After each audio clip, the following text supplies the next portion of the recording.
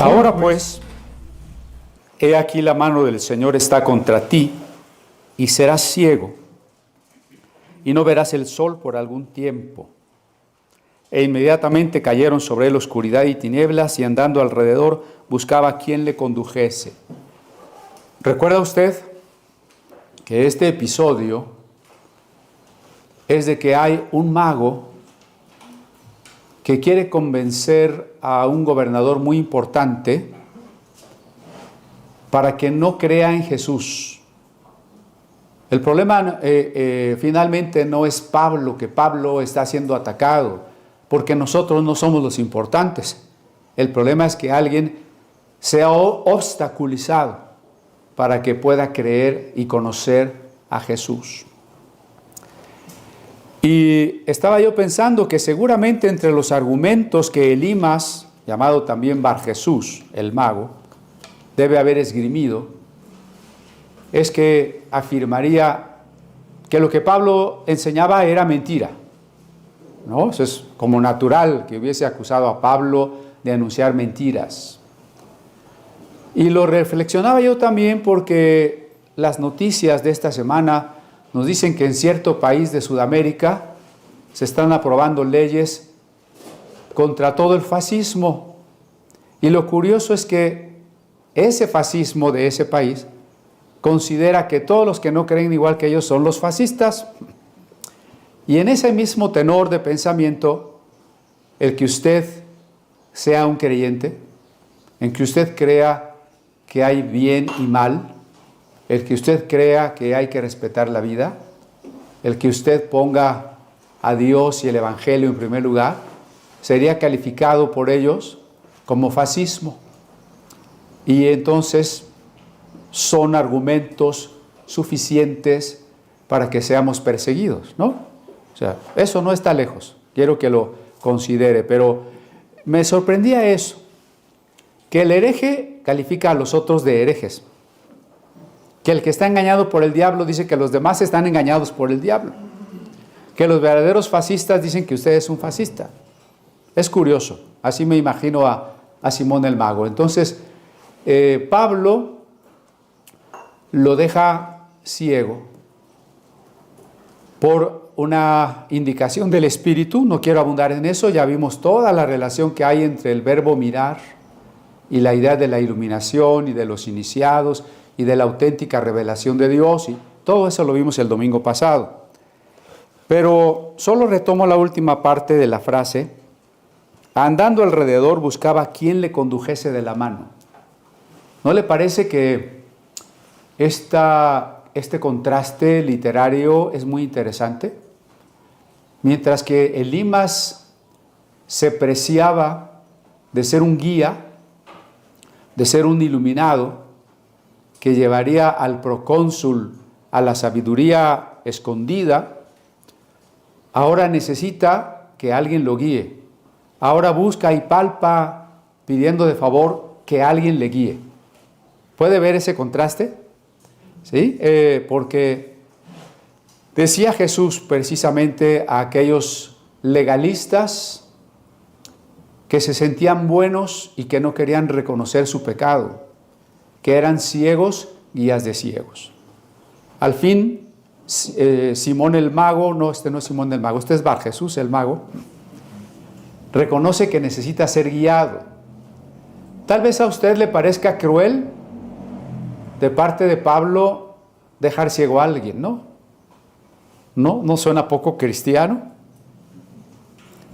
Pero si piensa en los resultados, el primer resultado es que este hombre reconozca que no tenía el poder que anunciaba, muy al estilo de Moisés, que demuestra que un poder de Dios es mayor que el poder que ostentan los magos. Recuerde que a esos magos se les atribuyen nombres, Janés y Jambres, en un libro apócrifo que se llama La Sabiduría de Salomón, y que luego lo retoma el Nuevo Testamento. Pero el otro resultado positivo es que, de acuerdo con el texto, Bar Jesús no se quedaría ciego para siempre. ¿Cómo le dice Pablo? Será ciego por algún tiempo. Y mientras ese tiempo en que está ciego busca a quien le guíe, ¿cuál creen que sea la actitud de este hombre cuando recupere la vista? Es muy probable, ¿no? Digo, no lo podemos asegurar porque hay quien a pesar de los milagros no se convierte. Pero es muy probable que este hombre, al recuperar la vista, haya sido un cristiano, ¿no? Entonces, al final, no es que Dios hace cosas crueles. Dios permite circunstancias que nos acerquen a Él. Y entonces dice el verso 12 que el procónsul, viendo lo que había sucedido, creyó maravillado de la doctrina del Señor. Un procónsul es el equivalente, salvo ciertos cambios pequeños, de un cónsul, es decir, de un gobernante de una provincia romana enviado por el Senado. Un procónsul no responde por sus decisiones de gobierno más que al Senado romano. Entonces, este Sergio Paulo es un hombre muy importante. Como procónsul, gobierna una provincia y tiene bajo su mando varias legiones de soldados romanos. Un personaje muy reconocido, que fue primeramente procónsul de las Galias, fue César. ¿Y de dónde llegó después César? Pues a ser el iniciador del Imperio Romano. Con César terminó la República y empezó el Imperio. Bueno, este Sergio Paulo es algo así como fue César, ¿no? Un procónsul que tiene bajo su mando legiones romanas. Así que la conversión de este hombre es algo muy importante, no porque valga más que otras personas. Para Dios todos valemos lo mismo. Por eso, entre paréntesis, déjeme decirle que hay que leer el libro de Job con mucho cuidado y más a la manera de una parábola, ¿no? Porque si decimos, bueno, solo porque el diablo se echó una apuesta con Dios, Dios mató a los 10 hijos de Job, suena extraño, pero bueno, no es el tema. Lo que quiero decir es que todas las personas ante Dios valemos igual. Pero en cuanto a la influencia que podemos tener hacia otros seres humanos, las personas sí tenemos diferentes papeles, diferentes funciones.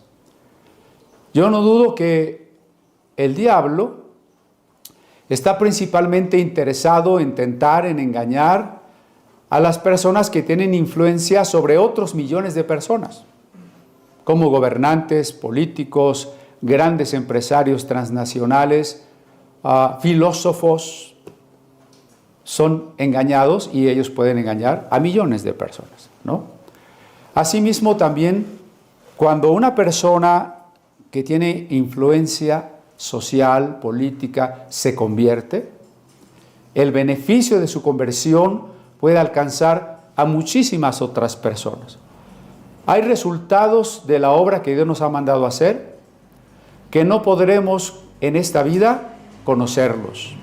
Quizás solo hasta que lleguemos a la resurrección y entonces nos podremos gozar de saber que de aquella predicación, que de aquella conversión, que de aquel trabajo hubo este y este otro y aquel otro fruto maravilloso que ni siquiera habíamos imaginado.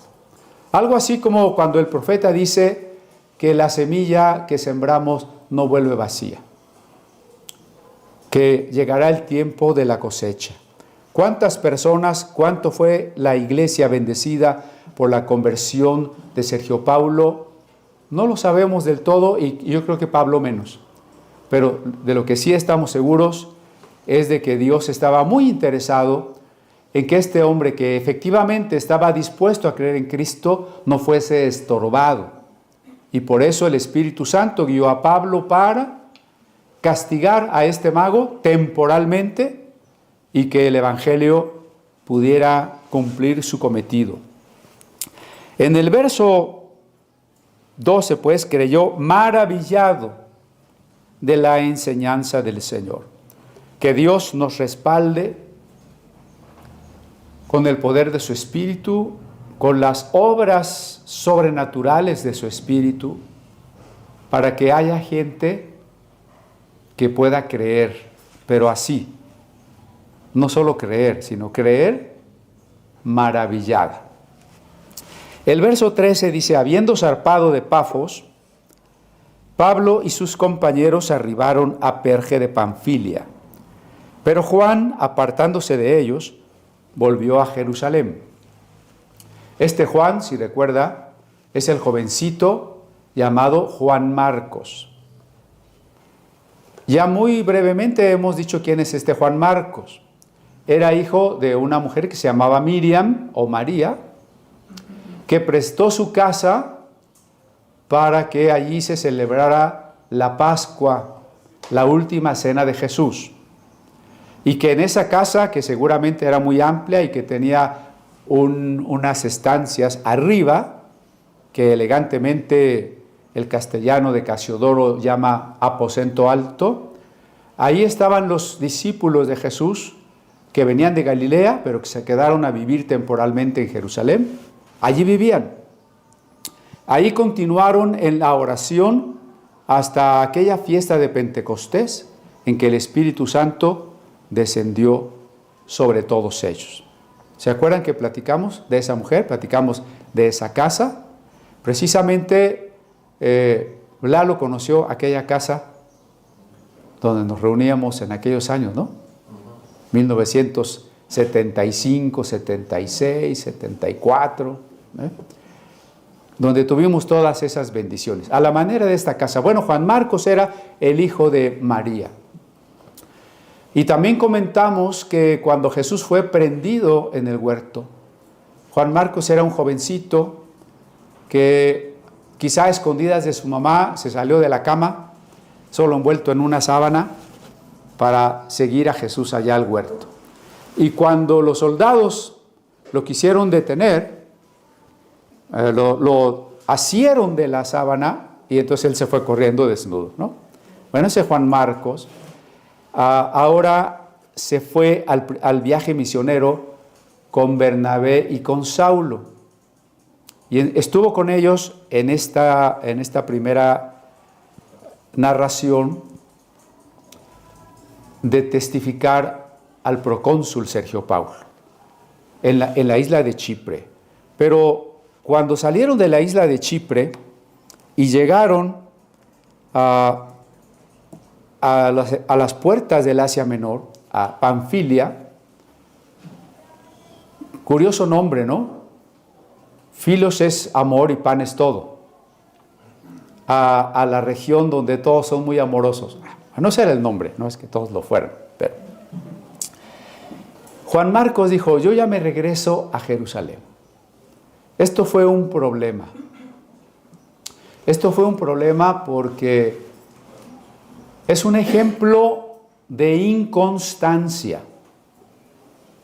Hay muchas personas que se emocionan con el Evangelio, pero luego no son constantes.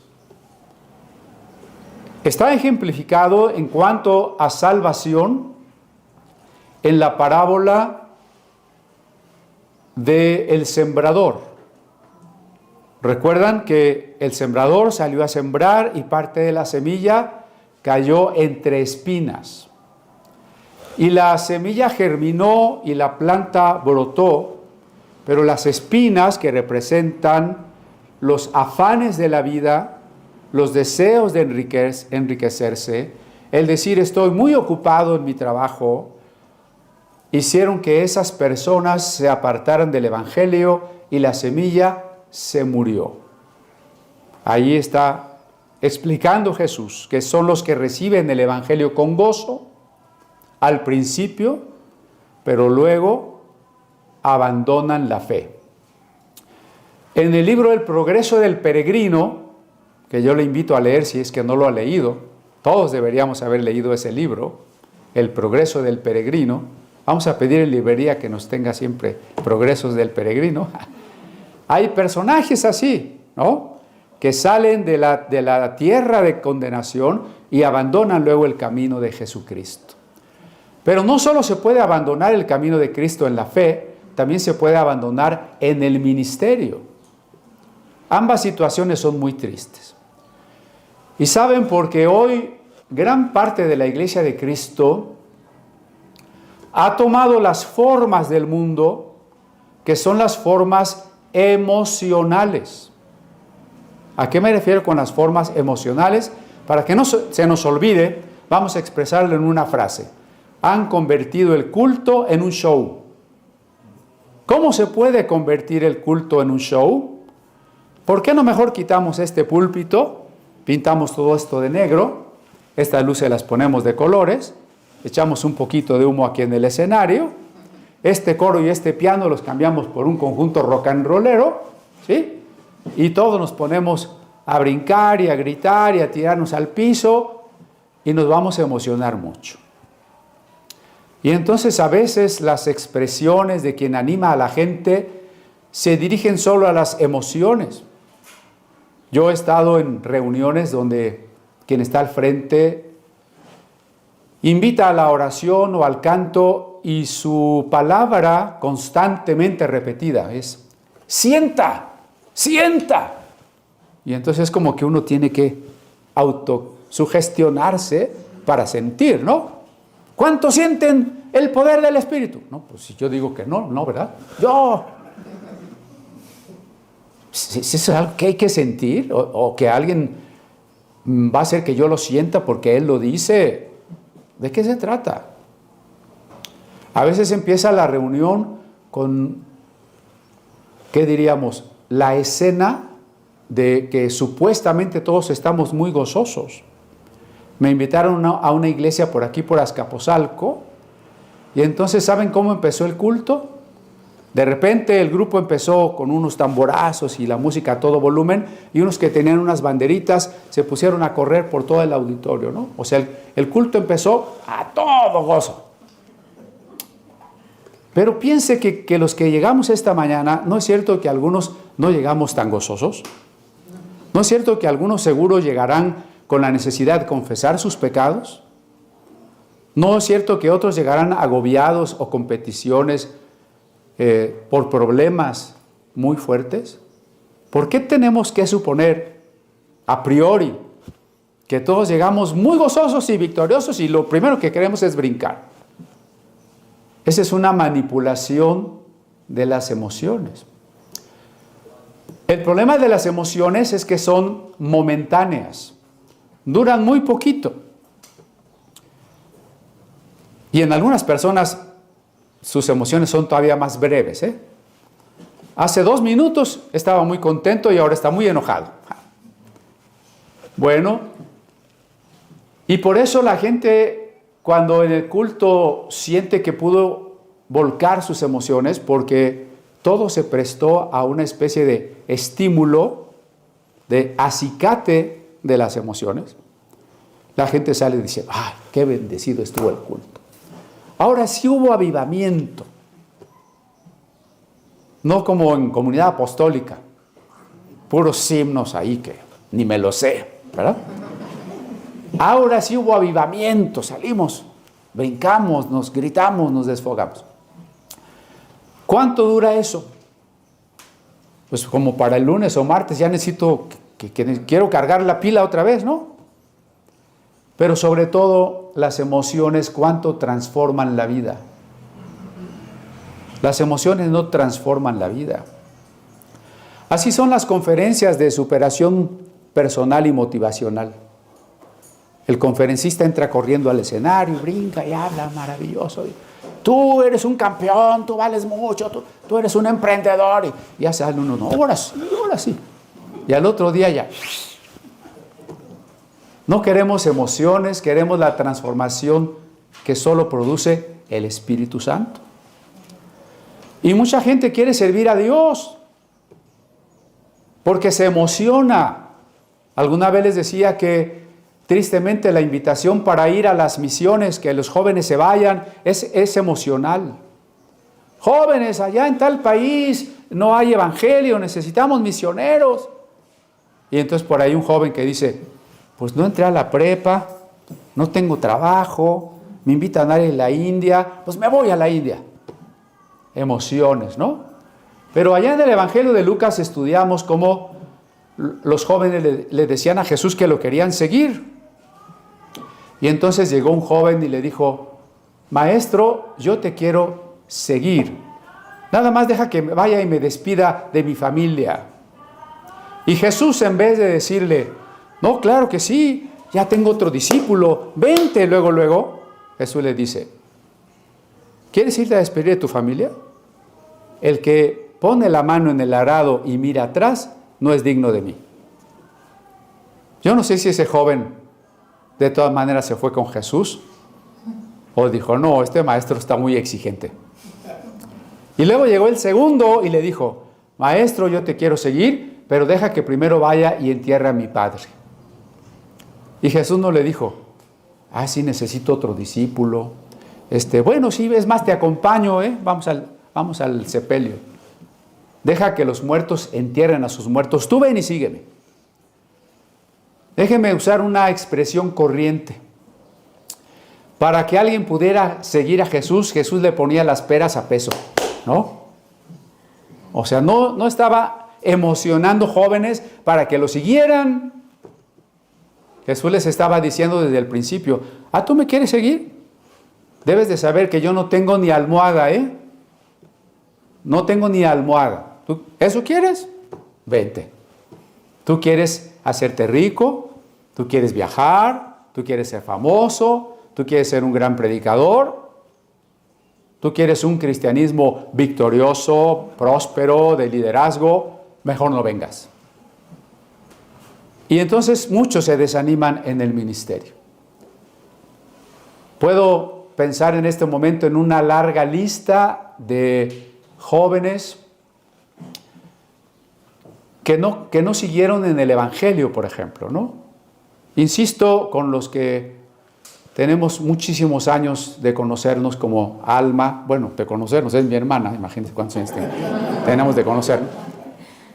Alma, Cuauhtémoc, Carmen, Lalo, ¿cuántos de los que conocimos ya no están en la fe? Es larga la lista. ¿Cuántos de los que conocimos en el ministerio, en el pastorado, ya no están en el ministerio? Es larga la lista. Cuidado con ser un Juan Marcos emocional, que, me voy con los misioneros y después, no, esto está muy pesado. Luego ni dan de comer bien, luego dormimos en el piso. No sé, ¿en dónde se durmieron allá en la Sierra de Tlapa, Víctor? En el piso. ¿Vas a ir para la próxima? Total que Juan Marcos mejor dice, yo ya me voy. Bueno, pero quiero adelantar que ¿qué diríamos? Este regreso, esta claudicación de Juan Marcos provocó luego muchos problemas entre Bernabé y Pablo. Me voy a adelantar al capítulo 15 de Hechos, verso 37. Y Bernabé quería que llevasen consigo a Juan. Oye, Pablo, vamos a volvernos a llevar a Juan. O sea, a estas alturas de Hechos 15, Bernabé y Pablo ya habían terminado su primer viaje misionero y habían regresado a la iglesia de Antioquía. Van a iniciar un segundo viaje misionero. Y Bernabé, hijo de consolación, de buen corazón, así, ese hermano paciente, dice, vamos a volver a llevarnos a Juan Marcos. Y entonces Pablo, en el 38, a Pablo no le parecía bien llevar consigo al que se había apartado de ellos desde Panfilia y no había ido con ellos a la obra. ¿No? Bernabé es un profeta, Pablo es un maestro y a veces tienen diferentes parámetros de exigencia. Bernabé dice, hay que ser comprensivos, pobrecito, era muy jovencito, vamos a darle otra oportunidad. Y Pablo dice, no, aquí las cosas son serias. Si ya nos demostró inconstancia, no me interesa llevar a Juan Marcos. ¿Ven? O sea, Bernabé y Pablo eran dos hermanos muy unidos. Pablo estaba agradecido con Bernabé porque Bernabé fue el que lo animó, lo fue a buscar a Arabia, se lo trajo a Antioquía. ¿Recuerdan? A pesar de eso, dice en el 39, y hubo tal desacuerdo entre ellos. No sé cómo imaginarme a Bernabé y a Pablo discutiendo. Es decir, no sé si se gritaron. ¿Qué hicieron? ¿Qué argumentos? Que se separaron el uno del otro. O sea, al grado de que Bernabé dijo, pues si no llevamos a Juan Marcos, no voy contigo. Pues no vayas, no lo llevamos. Y ahí nos vemos, pues ahí nos vemos. Algo así. Y entonces Bernabé tomó a Marcos y se fue a Chipre, y Pablo escogió a Silas y se fue a Siria y Cilicia. O sea, ¿ven lo que provoca a veces el error de un hermano? Afecta a otros, afecta a la iglesia. Uno diría, ¿y quién tuvo la razón aquí? ¿Bernabé o Pablo? Pues quién sabe. No lo sé. Pues yo me inclino más por Pablo.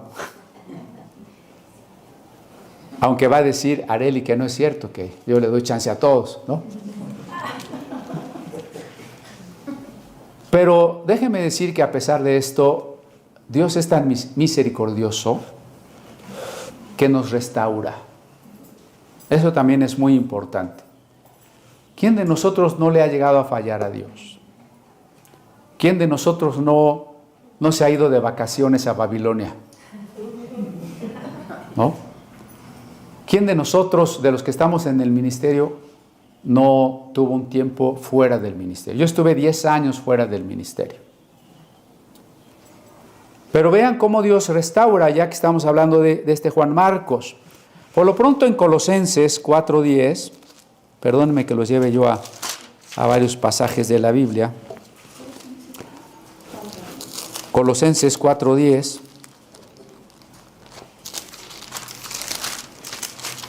Dice,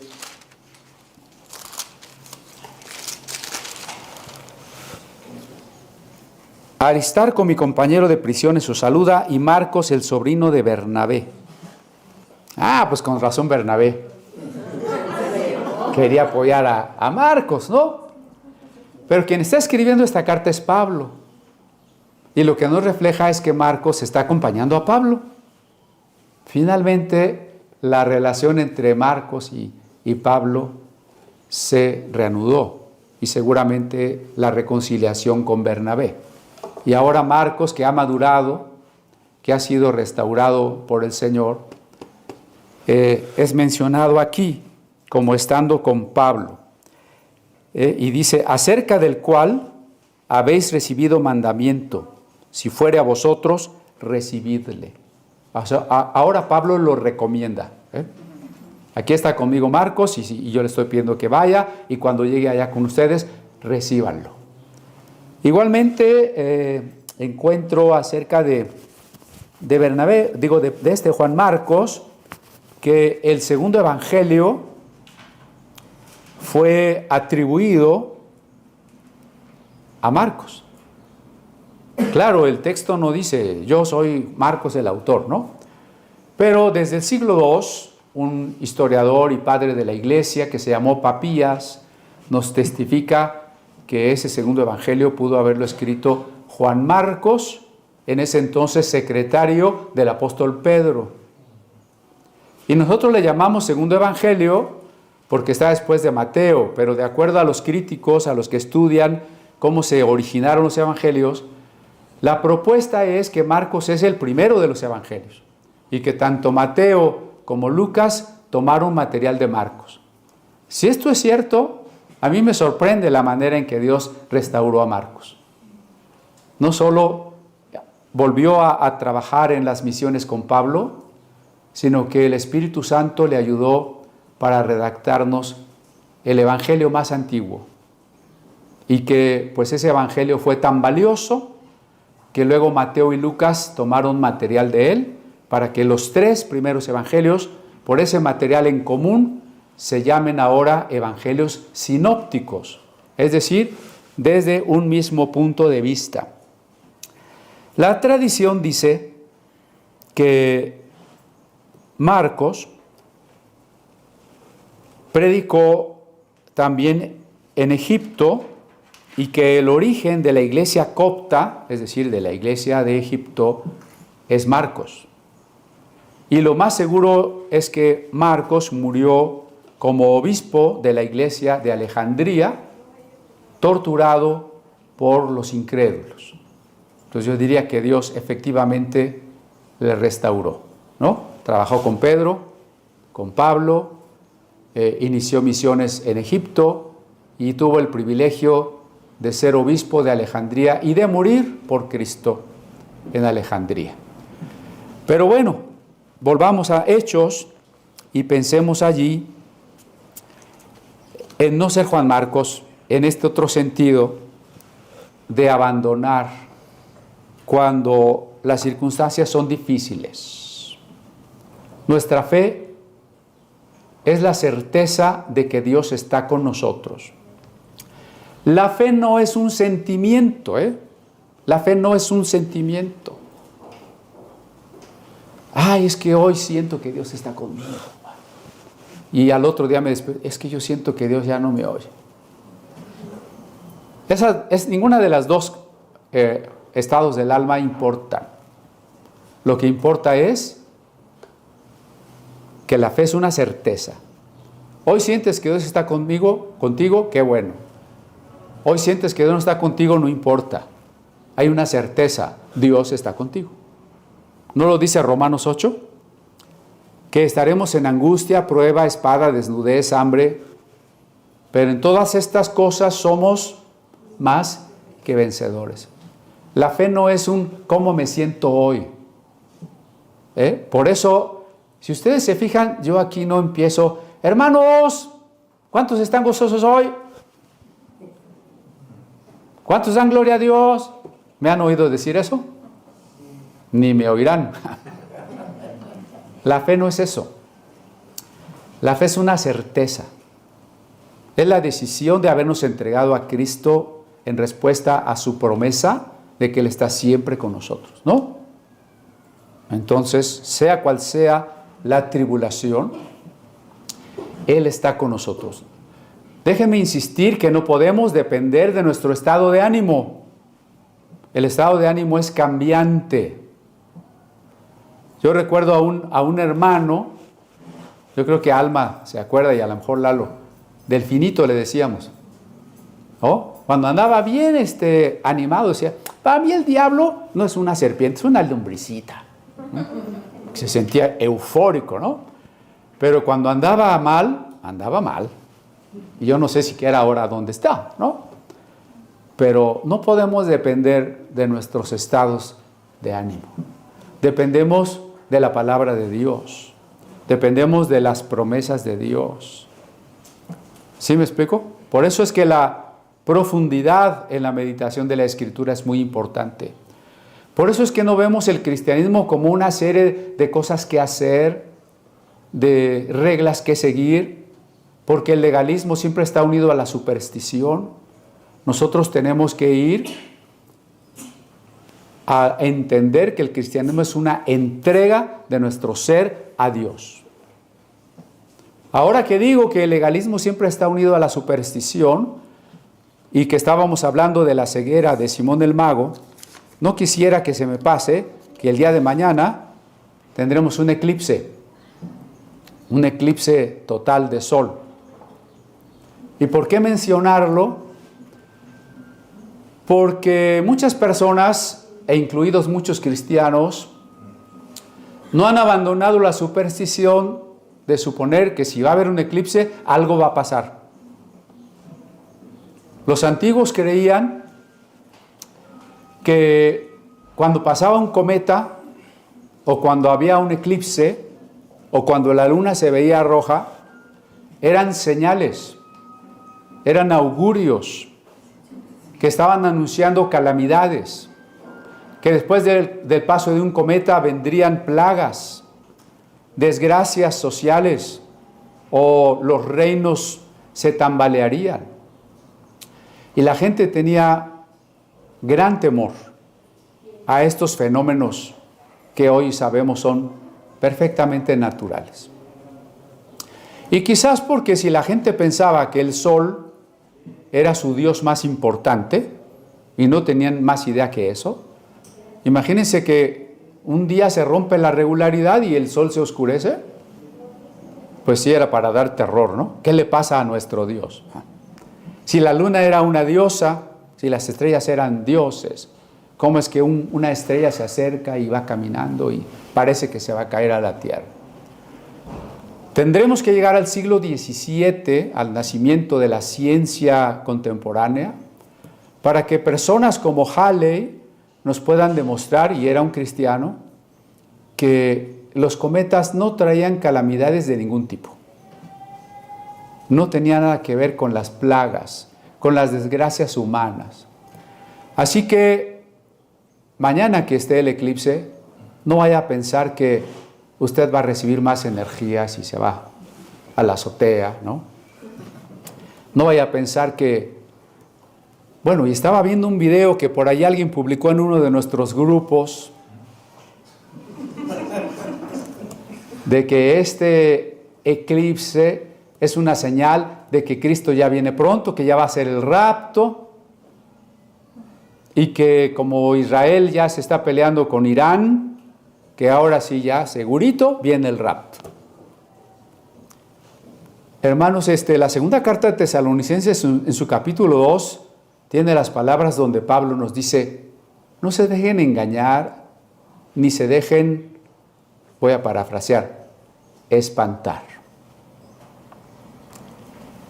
Este eclipse no significa nada. Los eclipses no significan nada. Ni que hoy amaneció significa nada. Ni que dentro de 14 días la luna va a estar llena, no significa nada. Si usted quiere que signifique algo, lo único que significará es el orden, la precisión con que Dios ha sujetado los movimientos de todo lo que Él ha creado. Fuera de eso no significa nada. Yo espero que nadie estaba preocupado por el eclipse de mañana. Preocúpese por no voltear a ver, así quedarse viendo el sol. Porque entonces el próximo domingo usted va a venir como Elimas el encantador. Eso sí. Pero no significa nada. Y tampoco que Israel esté en pleito con sus vecinos significa nada. Ahora sí, pastor, no, eso sí no. Acuérdese de una cosa, en el Nuevo Testamento entendemos que Jerusalén, Israel, Sión, pueblo de Dios, se refiere a la iglesia. A la iglesia, ¿no? No es el tema y no voy a traer un montón de textos, pero solo recuerde eso. En el Nuevo Testamento Dios ya no tiene un pueblo físico. Efesios dice que de los dos pueblos, judío y gentil, en la cruz Jesucristo ha hecho un solo pueblo. Y ese pueblo está conformado por todos los verdaderos creyentes. Los que han recibido, dice Pablo en Romanos 4, los que han recibido la promesa que Dios le dio a Abraham, somos hijos de Abraham. Así que Dios no tiene un pueblo favorito que se llama los judíos. Este es un problema con los judaizantes, ¿no? Seguiremos leyendo que Bernabé y Pablo llegaron a la sinagoga. Esperaron al sábado y llegaron a la sinagoga. Bernabé y Pablo no llegaron a la sinagoga como cristianos despistados para ver qué costumbres judaizantes podían adoptar. Pablo era todo un rabino. Si llegaron a la sinagoga fue para hablarles de Cristo, ¿no? Hace rato cantamos este himno que dice: exaltaré tu santo nombre. Bueno, lo cantamos afinado, pero lo cantamos. Ese fue compuesto por un judío de raza, un judío auténtico que se hizo cristiano. El problema es que ahora hay muchos cristianos que se quieren hacer judíos. Pero un judío que se hace cristiano viene de allá para acá. Y los evangélicos que están judaizando van de acá para allá. Están perdiendo la gracia, están perdiendo a Cristo, se están regresando a la ley, se están regresando a lo que era sombra. Otra vez quieren quieren guardar reglas, otra vez quieren pensar que podemos hacer algo por nuestra salvación, olvidando que la salvación es un regalo, que el camino es Cristo, que en Cristo no hay judío ni griego. Dios no tiene un pueblo físico. No esté usted atento a los problemas políticos de Israel, más de lo que pueda estar atento a los problemas políticos de Ucrania, o de Latinoamérica, o de donde sea. Porque Israel no es ninguna señal profética, ni los eclipses son señales proféticas. Bueno, ya para que me corran de una vez, ni siquiera hay un rapto. Ahora sí. ¿Cristo va a venir? Sí va a venir. ¿Y nos va a resucitar? Sí nos va a resucitar. Pero no va a haber un rapto antes de eso. Cuando Cristo venga, va a venir completa y directamente. Y cuando Él venga y nos resucite, es el mismo tiempo en que va a juzgar al mundo. Toda aquella interpretación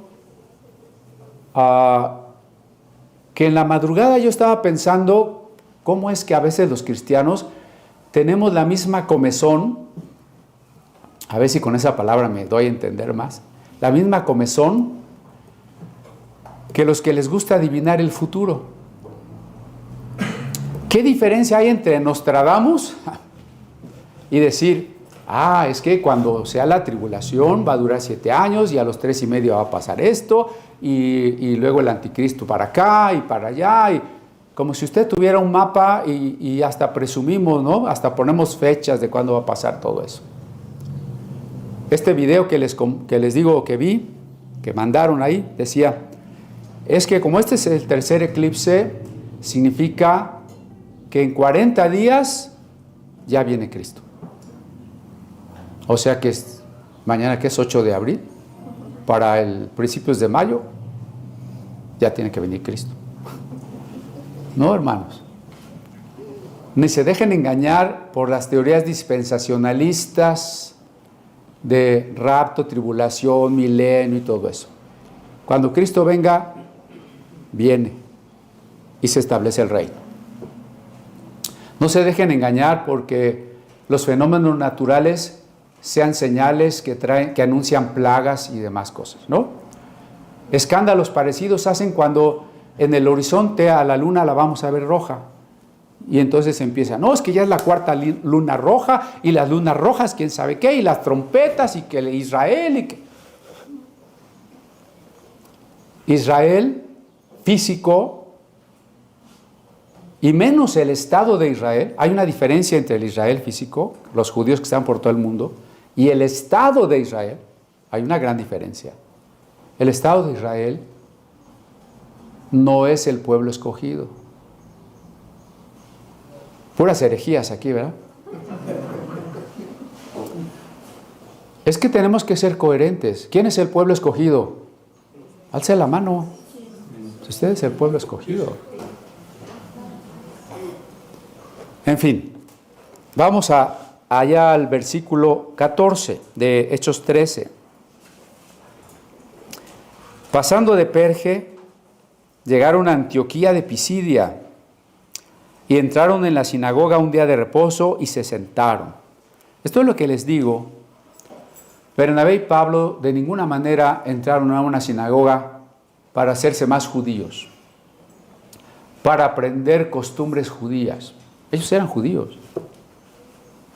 Y para ellos lo importante no era su judeidad ni su judaísmo. Es decir, su judeidad es su raza, ni su judaísmo, su religión. Lo dirá Pablo hablando en 2 Corintios. Yo soy descendiente de la tribu de Benjamín. ¿Se acuerdan esta metanomasia de la que hablamos?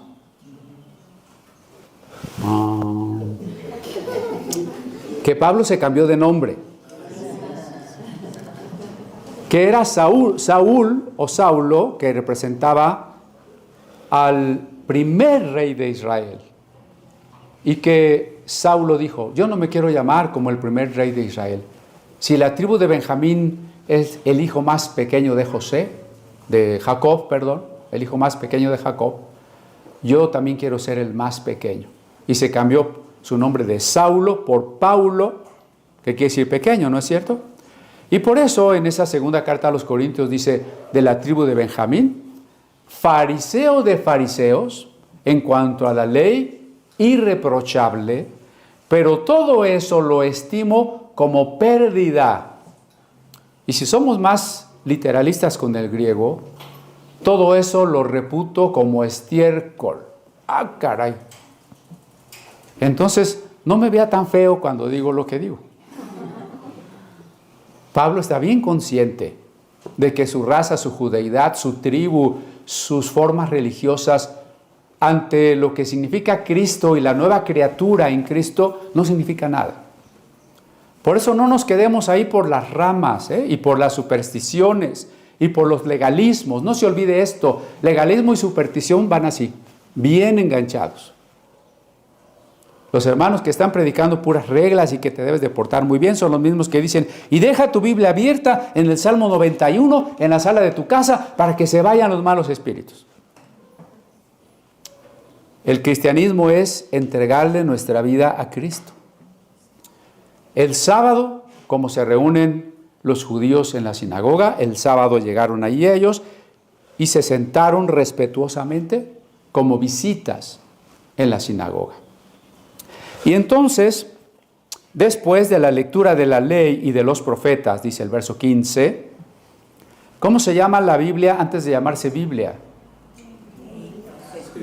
Porque quien le empezó a llamar Biblia fue San Agustín, San Jerónimo, en el siglo IV de la era cristiana. Antes de que se llamara Biblia, ¿cómo se llamaba? La ley y los profetas, ¿no? Después de la lectura de la ley y los profetas, los principales de la sinagoga mandaron a decirles, varones hermanos, si tenéis alguna palabra de exhortación para el pueblo, hablad. Recuerden que en una sinagoga se constituye por 10 judíos, varones, y que pues había este tipo de apertura porque cualquier varón tenía la posibilidad de pasar a leer o de comentar un texto. Y la pregunta a estas visitas, a estos judíos que vienen de otra región, notemos que esta es una sinagoga en la dispersión. Ya no estamos hablando de Palestina, ¿verdad? ¿De qué ciudad estamos hablando? De Antioquía de Pisidia. Pablo y Bernabé vienen de Antioquía de Siria. Esta es otra Antioquía, esta es Antioquía de Pisidia. ¿Por qué hay tantas Antioquías? Porque muchos reyes herederos de Alejandro el Grande se llamaron Antíoco. Antíoco I, II, III, IV. Y así como hoy le ponen a las avenidas el nombre de algún mal gobernante que tuvimos, así también le ponían a las ciudades Alejandría, Antioquía, Cesarea, o sea, nombres de políticos.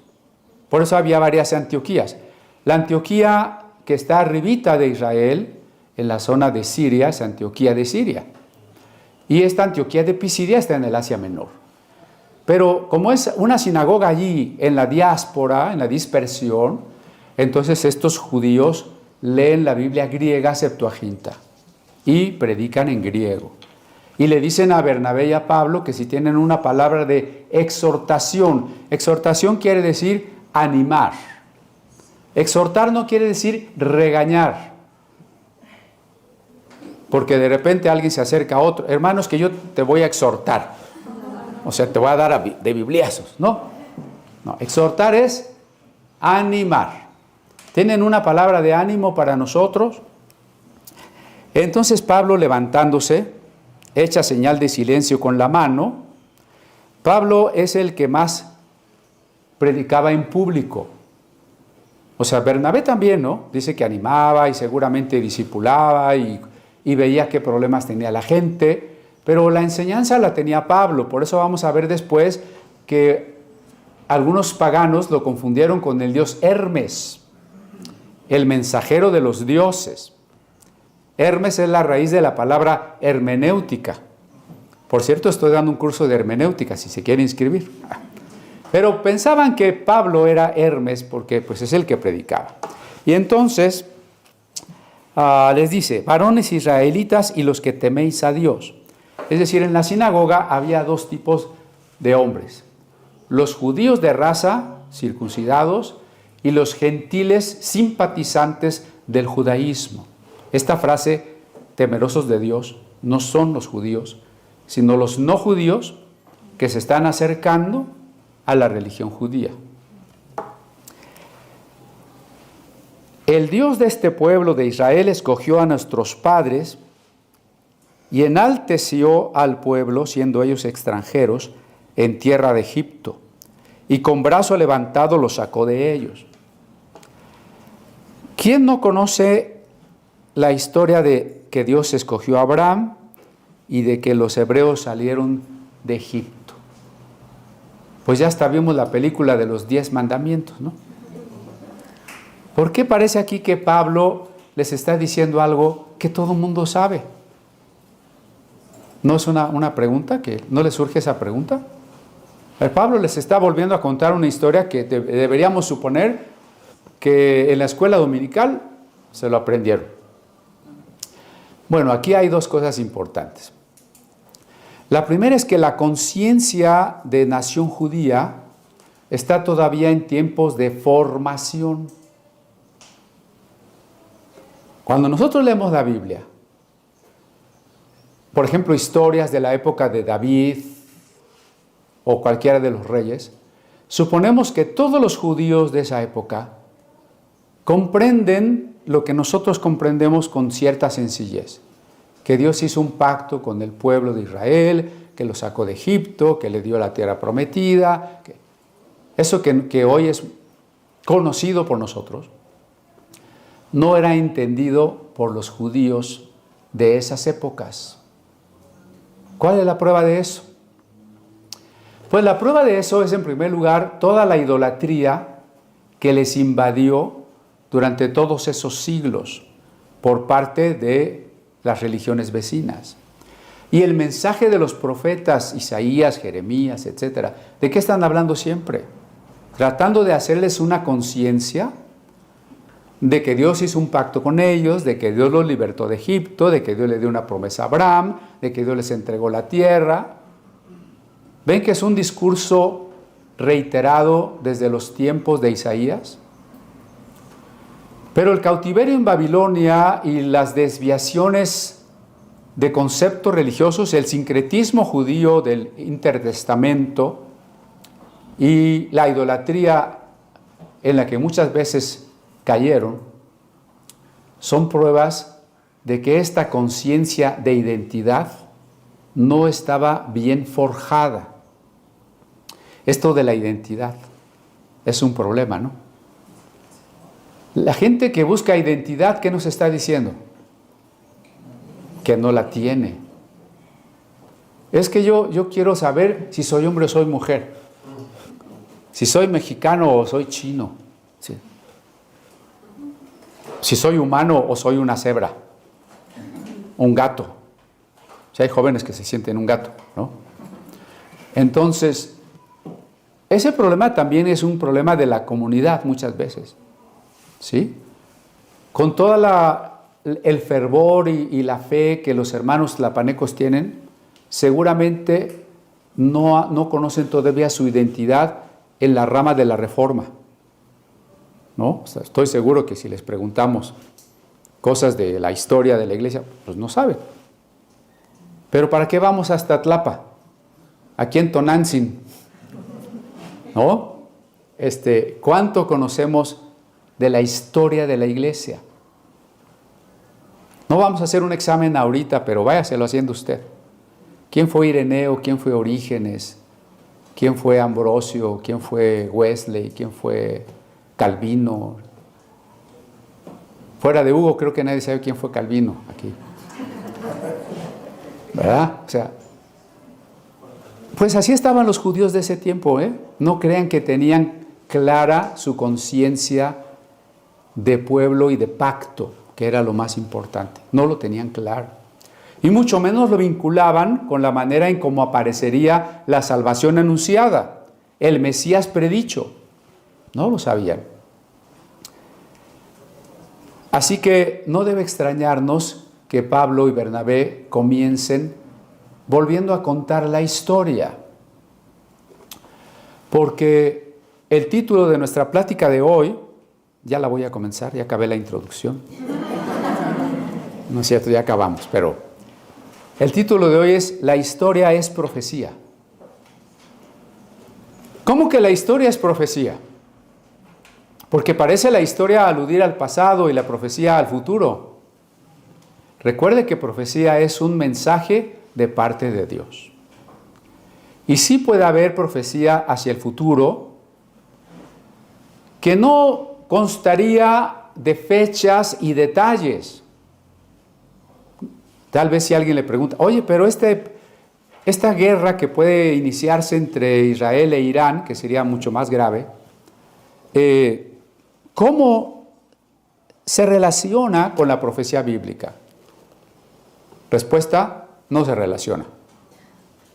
Porque la profecía, cuando se dirige al futuro, solo nos presenta grandes líneas. ¿Qué quieren decir? Que el pueblo de Dios va a sufrir mientras esté en esta tierra, que la maldad va a crecer, que Cristo va a regresar y nos va a resucitar, que los justos serán recompensados, que los malvados serán destruidos. Más allá de eso, no pretenda usted encontrar datos en la profecía. Pero también hay profecía para el presente. ¿Cuál es la profecía para el presente? Piense cuando Isaías le dice al pueblo, no me traigan más sacrificios y sus fiestas religiosas, dice Dios, arrepiéntanse. Yo rechazo sus sacrificios, yo me tapo los oídos ante sus oraciones. Esa es una profecía presente, ¿no? Les está hablando a lo que sucede en ese momento. O cuando Jeremías se burla de los ídolos y de la idolatría de los judíos. Es una profecía para el presente. ¿Y cuál es una profecía del pasado? Pues cada vez que el mensaje de Dios nos recuerda quiénes somos, de dónde nos sacó Dios, en qué consiste el pacto que Dios ha hecho con nosotros, cómo nos ha redimido y cómo nos ha traído hasta aquí. Esa es profecía hacia el pasado. Y eso es historia. En la Biblia hebrea, como se acomoda hoy la Biblia hebrea, de Josué a Segundo de Reyes, no les llaman ellos libros históricos. Les llaman libros profetas primeros. Qué interesante. ¿Por qué llamarle a unos libros históricos profetas? Por esto que estoy diciendo, la profecía en la Biblia, cuando se refiere al pasado, es un mensaje de Dios para que sepamos quiénes somos. De lo contrario, cualquier cosa nos puede desviar. Cada vez que veo la manera en que la Internet permite la difusión de tantas mentiras, me preocupa. Por ejemplo, en ámbito de cosas religiosas, usted puede ver en la Internet tantos videos que supuestamente predican de la Biblia y dicen tantas cosas tan extrañas o tan chuecas. Y luego ve uno el número de visitas a ese video, miles, millones. Y luego los comentarios de la gente que dice, ¡ay, qué predicador tan maravilloso! Me rasgo las vestiduras, me jalo los pelos, ¿no? Necesitamos volver a saber quiénes somos, de dónde nos ha traído Dios, en qué consiste el pacto, cuál es nuestra historia. ¿No es cierto que el mayor porcentaje del contenido del texto bíblico es historia? Es historia. Cuando alguien dice, es que de la historia no puedes sacar doctrina, pues entonces bórrate el 80% de la Biblia. No sé para qué cargas un libro tan gordo. La historia es profecía, es un mensaje de Dios. Entonces, ¿por qué Pablo se regresa a la historia? Porque les quiere dar un mensaje de Dios. Quiere que entiendan cómo la elección y la redención se vinculan a Cristo. Vamos a cerrar con este último versículo que leímos. Ese el 16. No, el 17.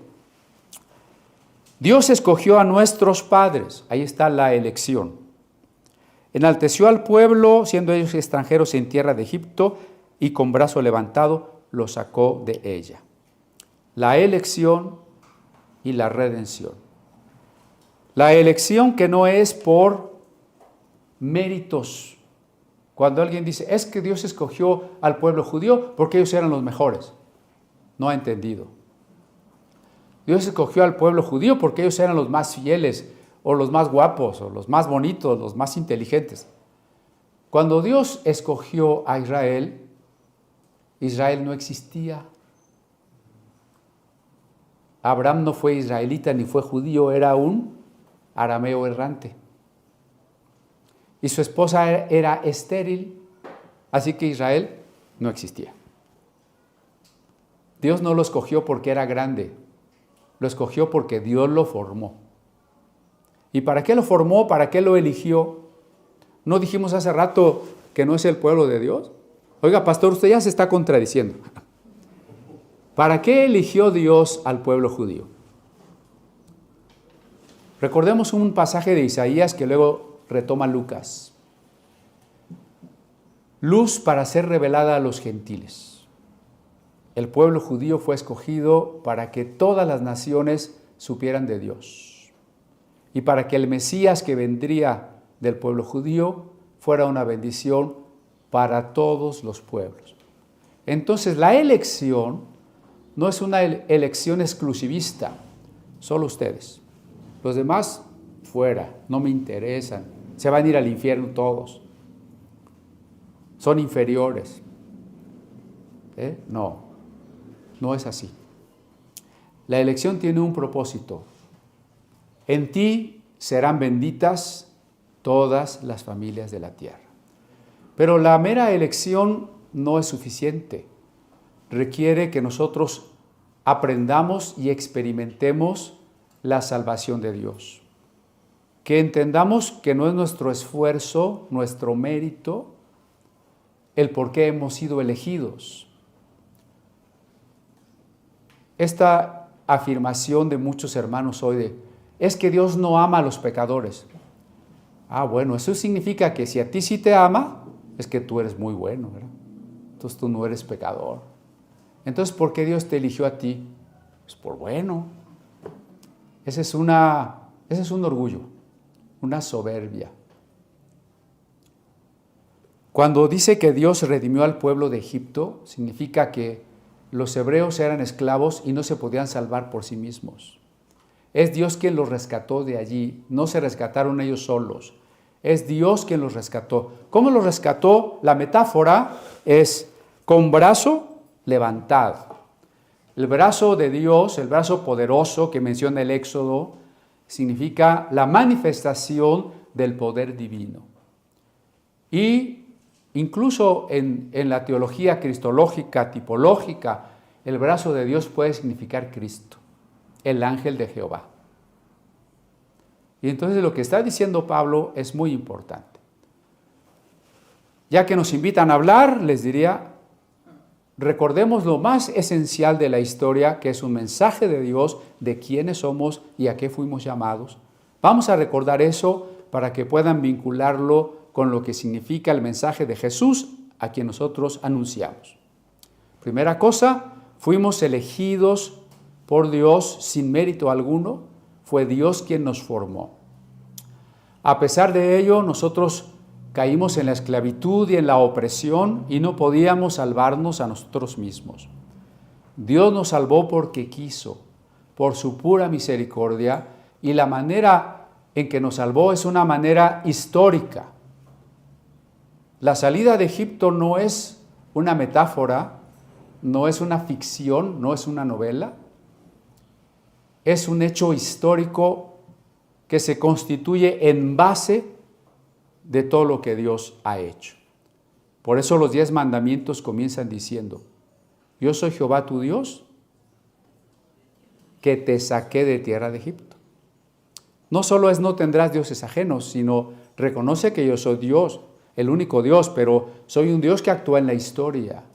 Un Dios que te está dando estos mandatos porque te ha redimido, porque te sacó de tierra de Egipto. Y ese brazo extendido, si estudiamos los pasajes del Éxodo, es el ángel de Jehová hablando en la zarza. Y ese ángel de Jehová, como bien lo entendió el compositor del canto que mencioné hace rato y que entonamos aquí, comprendió que ese ángel de Jehová es Cristo.